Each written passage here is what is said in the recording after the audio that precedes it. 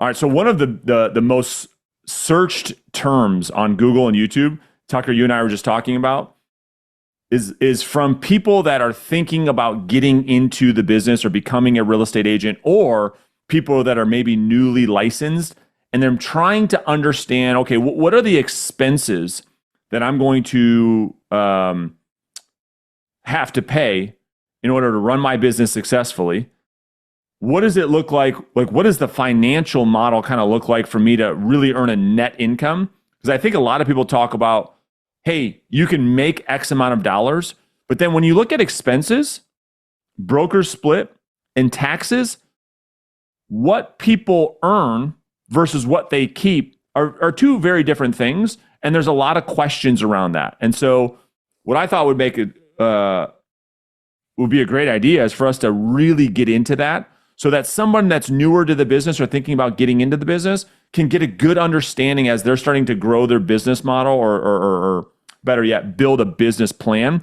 They can have a better understanding of the expenses. Is that fair?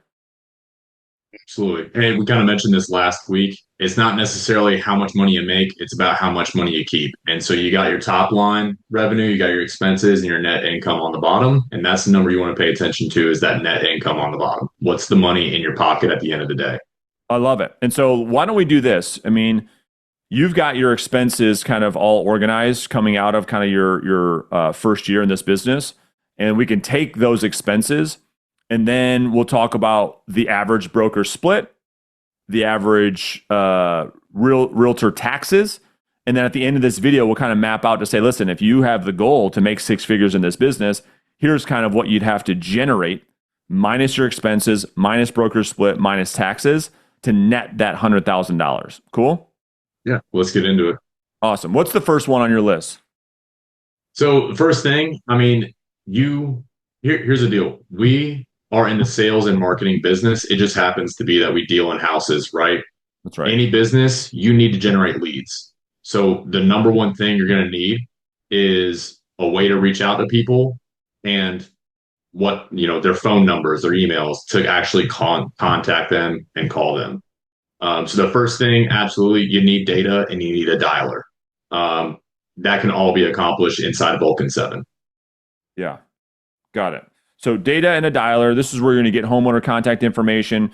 You can act as essentially your CRM, your database. You kind of have this platform run most of what you need in your business. So data and a dialer, and through Vulcan 7, roughly what is that? About 350 a month? Yeah, about 350 a month. If you're paying for multiple months, you can get some discounts. Fair enough. Okay. What about just to get it in there so we don't forget it? I'm sure you've got it on your list, but like, what about just like the simple, licensing, MLS, and then association dues? Kind of what does that look like? Yeah, 100%. So, I'm with EXP. So at EXP, our fees are $90 a month. There's a $150 startup cost when you first get in, so you're going to need that. Now you've also got your exam that you got to take in your exam prep. That's usually anywhere, depending on your market, that's going to be somewhere between $300 and $600. Okay. Okay. And then also now you got your MLS dues. That's usually going to be about $500, maybe more, maybe less, depending on your market. Um, and those are usually due on a quarterly basis. It's due your first month. It's usually prorated, and then it's quarterly after that. That's how they typically run. So all of that combined to kind of like open your business, if you will, like getting your license, getting access to the MLS, joining the board, joining a brokerage, all in based on what you just said is and I'll just give rough numbers, is somewhere around $1,500 is startup Yep. cost. Okay. Yep. 100%. All right. Perfect. Got it. Okay, good. What's next? Yeah. So, all right. So you're in business. You've got your MLS dues in. You're in your brokerage. You've got some data in your dialer. You're ready to rock and roll. After that, you're really going to need a way to organize your leads. You're going to start getting, especially if you're doing active outbound prospecting, you're getting 1 to 2 leads per day. Those are going to add up, and you're going to need a way to really organize who am I reaching out to on what day as part of my lead follow-up campaign, right? That can be accomplished inside Vulcan 7, but it's not its main function. So if you're bare bones, you can get by with it. But when you start closing some deals and start getting a lot of leads, you're going to want to reinvest into a more robust CRM and follow-up system. For that, Follow-Up Boss, about $70 a month. That is, in my opinion, people may disagree, in my opinion, the king of CRMs for real estate. No doubt. Yep, totally agree. Like to your point, I mean, you can accomplish some of that in Vulcan 7, but if you want to really be organized and set up, success long term, you get a CRM. Those are anywhere from $50 to $100. Follow Boss is a great option. That's about $70 a month. Yep. Okay, perfect. So far we've got data and dialers, so we can go out there and prospect, have some conversation with some homeowners. We talked about what it looks like to your professional fees, we'll call them. We talked about your database, your CRM, kind of the foundation of your business. What else would a brand new agent need, and the costs associated with it? Yeah, brand new agent. I mean, you're going to need things like you're going to need some branding, right? Love it. You're going to need your business cards. You're going to need when you go on a listing appointment, you're probably going to need like a good listing presentation, right? All those things I'd budget aside at a minimum $250 just to get yourself going on some initial branding. Got it. And that can be, even if you just have one sign and a sign holder, you got a starter pack of business cards that you can hand out and mail out to people when you get a lead. Give yourself anywhere from 250 to $500 and just startup costs for branding. Yep, I think it's super smart. So I got 250 for startup branding. You're right, all the stuff that you just mentioned. Um, Makes total sense. All right, so those are four foundational things. What else does an agent need to kind of get started, that you have on your list? Right. You're going to need a way to track your expenses as well. QuickBooks, super easy. You can just do it on your phone. It tracks your miles. We do a lot of driving in our business as well. So you need a way to track your actual P&Ls, right? So that's going to be QuickBooks. Usually I think it's about $25 a month. So you're going to want that as well. Yep, got it. Okay, good. And then what about like supplies and things of that nature? Yeah. Yeah. Big thing. So you're going to need a printer. You're going to need to print off your CMA. So you're going to need a printer if you don't have one. Obviously, with printer, you need ink. You need paper. You probably need a desk, a way to organize yourself. All kinds of things that you're just going to need to have in an office, right? Like this is a business. You need to run it like a business, have an office. So I would give yourself $500 just in office supplies. And again, that can include some of your signs and holders and things like that. And then a cheap printer. Maybe you can find one on Facebook Marketplace if you're running bare bones. To start off, 500, $600. Give yourself some startup costs just for initial office supplies. Perfect. I totally agree. All right. We talked about data and a dialer. We talked about new realtor dues. We talked about CRM, branding, QuickBooks, supplies. Is there anything else that an agent should budget for as they start to kind of get started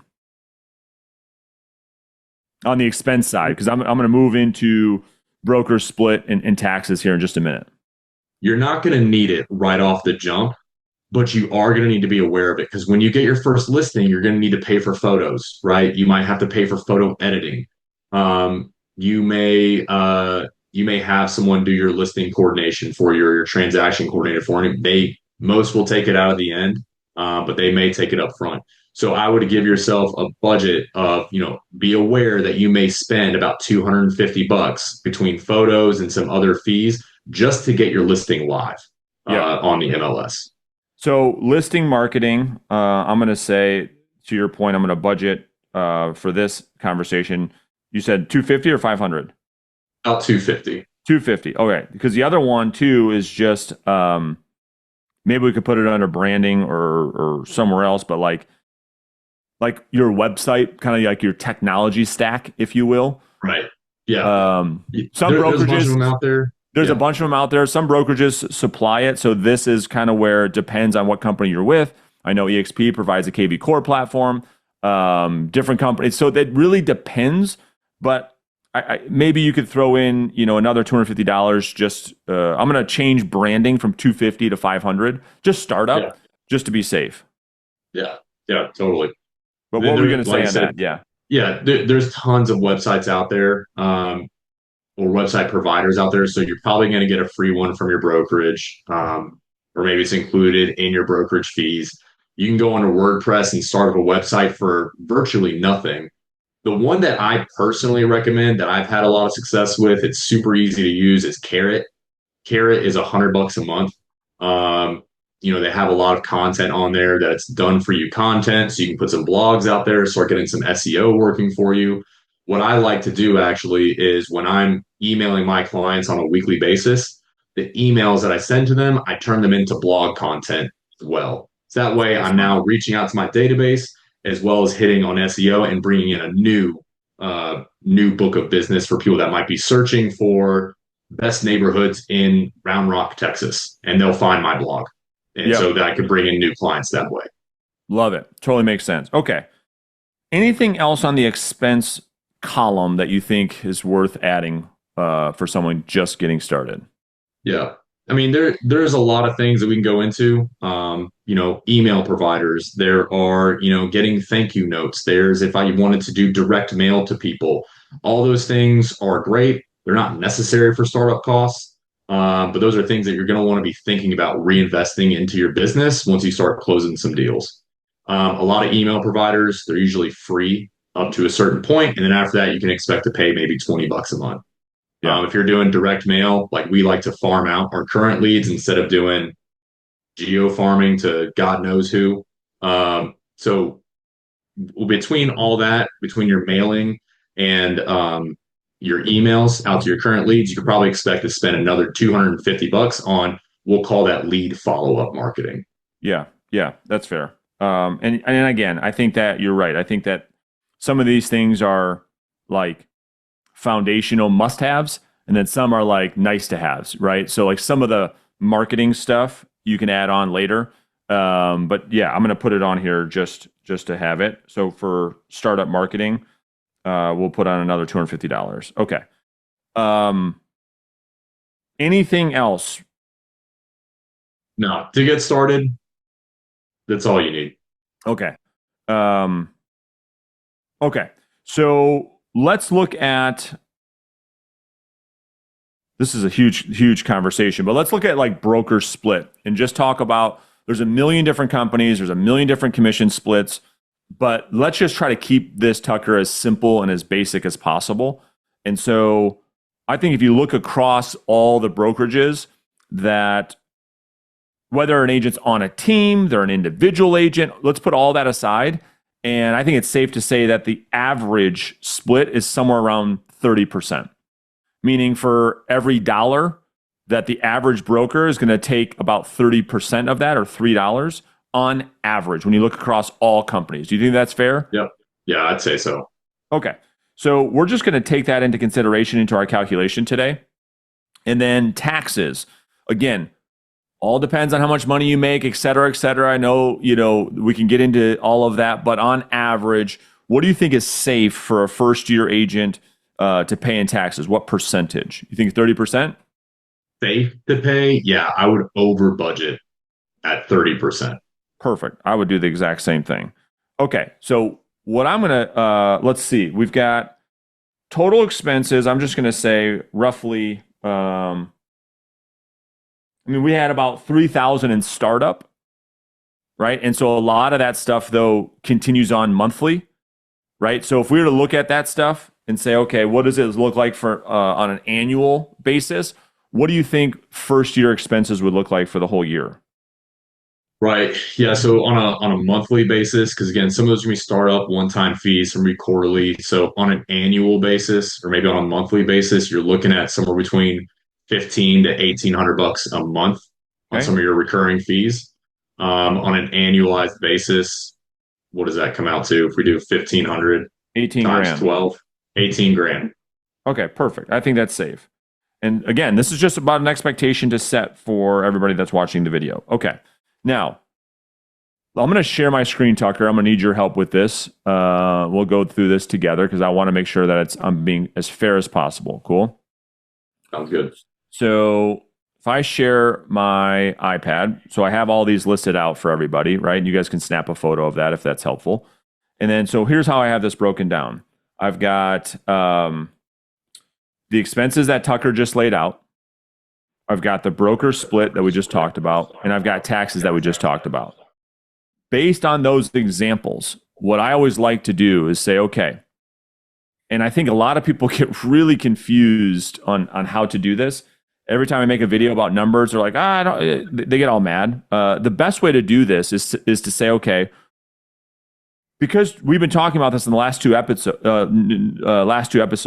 there's a big difference between gross versus net, that we start with the end in mind. So I'm going to start with a net income goal. Is that fair?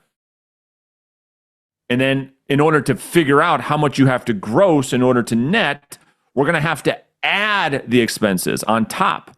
We're going to have to add the broker split on top. And we're going to have to add the taxes on top. Make sense? Absolutely. All right. So most new agents that you and I talk to that reach out for coaching or just conversations that we have like this magic number of they want to net $100,000. Is that fair? Yeah, something about six figures. People, Yep. That's what they want to do. Yeah, exactly right. Okay. The problem, and I'm not going to get into that too deep just based on time, is when they talk about 100,000, what ends up happening is they gross 100, but they don't net 100. So we're talking about netting 100. Cool?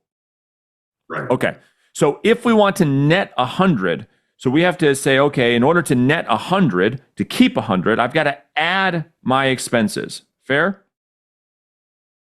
And in this case, we said that that was going to be $18,000, right? Cool. Yep. Okay. We have to add our broker split on top of that. In this case, we said it's 30%. 30% of 100,000, $30,000. So far, so good? So far, so good. And then we have to add our taxes that we're going to pay. In this case, we said again, 30% as an example, which is another $30,000. So here's what we do, Tucker. All we have to do is add these all up together. And we say, okay, 100 plus 118 is 118,000, right? Right. Plus another 60 grand gets us to a grand total of $178,000. This is what we call GCI, or gross commission income, right? Because if we were then, so this is the part that people will just really get confused. To check the math, right? If we were just to take 178 and we say, okay, let me subtract out the $78,000. So I subtract out expenses. I subtract out my taxes. I subtract out my broker split. You're going to end up with your 100K. Did I miss anything? No, look, I mean, you pretty much nailed it. I mean, I'm sure that there's going to be people in the comments saying, "Well, you didn't math this right." Well, you know what, guys, we're doing it on the fly, so Yeah. we're close enough. You get the idea. The keyboard warrior engineer analyticals. Well, what about the? I get it. I'm just giving someone a high level overview of a simple business model that they can follow. Right, Brandon. This is why we're in real estate and we're not teaching math at a local high school, right? That's right. We know how to sell houses, but math may not be our strong suit. There But you go. people get the idea. Yeah, and the reason I wanted to make this video, Tucker, was I wanted people thinking about getting in the industry or newer to the industry to understand the simple financial framework that we outline, to say, okay, how do I actually arrive at a net income? Because again, when we coach an agent, the problem that I see is everyone's seeking out that $100,000 number. They earn $100,000, but they don't keep $100,000.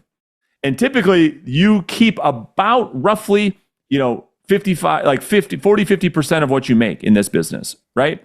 And so you may earn 100, but then you're like, dude, I only made 48,000. That's because you didn't do exactly what we just did. And so anytime I set up a business plan with an agent that I coach, we're going to add everything on top of, so that we're left with the income goal that we want to earn. Exactly. And here's the beauty of that. When you know what your conversion rates are, like, okay, how many people am I getting in touch with in an hour? And of those people I get in touch with, how many turn into a lead? How many turn into an appointment? How many turn into a listing? How many of those listings actually get sold, right? When you go through that entire list, because you know what the end goal is, mine, and you know what your conversions are all along the way, you can start mapping out what your daily actions need to be in order to achieve that number. You start being able to create a business plan that's going to get you to that end goal over the next 12 months, however long your runway is. That's right. And maybe we'll do an episode on that, breaking down the numbers of like, hey, here's what we see on average. And then maybe, Tucker, we can use your numbers, right, of someone that has a higher skill set. So someone can start to map this out for themselves to say, okay, if I want to be a six-figure income earner, I looked at Brandon Tucker, I got the numbers down. How do I actually achieve that? Maybe we'll make another episode breaking that down. But appreciate your time, like always, my friend. And we'll see you in the next one.